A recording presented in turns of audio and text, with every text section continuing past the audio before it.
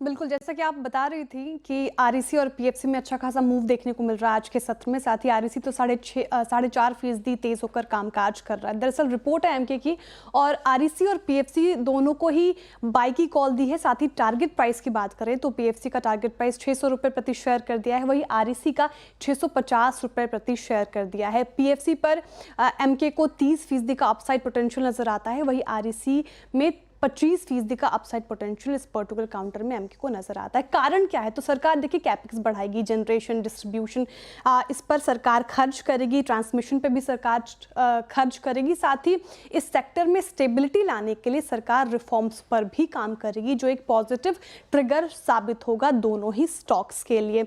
इसके अलावा asset quality भी रिजनेबल होगा, क्योंकि डाइवर्सिफिकेशन अप्रोच में एक चेंज देखा जाएगा।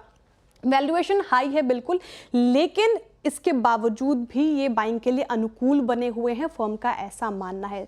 अब एयूएम की बात करें तो एयूएम पीएफसी का 13% रह सकता है साल दर साल फिनेंशियल ईयर 2024-27 में, वही आरईसी का 18% रह सकता है सीएजीआर, ये भी फिनेंशियल ईयर 2024-27 में। वही फिनेंशियल ईयर 2025 से 27 में आरओई की बात करें तो पीएफसी का 29% रह सकता है, वही आरईसी का 20% रह सकता है आरओई। तो ये तमाम ट्रिगर्स हैं जो इन दोनों ही स्टॉक्स के लिए फायदेमंद साबित होते नजर आ रहे हैं, और इसलिए ये इन दोनों ही स्टॉक्स में आज अच्छी खासी तेजी हमें देखने को मिल रही है।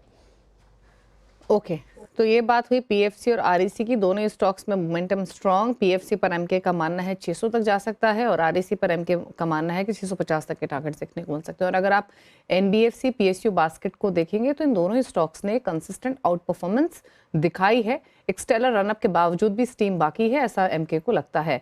लेकिन अब टेक्निकली भी एक राय ले लेते हैं उन ट्रेडर्स के लिए जिन्होंने 1-2 दिनों के या 3 दिनों के पर्सपेक्टिव से खरीदारी की पोजीशंस इनिशिएट की हुई हैं। सोनी डेज हाई पर ट्रेड कर रहे हैं, और दोनों ही स्टॉक, आरईसी तो डिसाइसिवली डेज हाई पर है।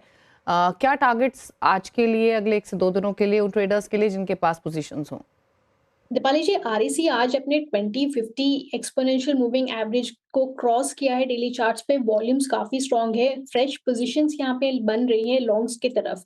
हमें लगता है कि लॉन्ग्स को होल्ड करना चाहिए 2 दिन के अंदर। मुझे हमें लगता है कि 570 और 585 के रेंज को एक बार टेस्ट कर सकता है, तो वही यहाँ पे टारगेट बनेंगे। इमीडिएट बेसिस पे 530 का एक सपोर्ट है, तो वहीं पे आप स्टॉप लॉस ट्रेल कर दीजिए। 570 585 के टारगेट्स के लिए होल्ड कर सकते हैं। रुक रहे इसी के साथ एक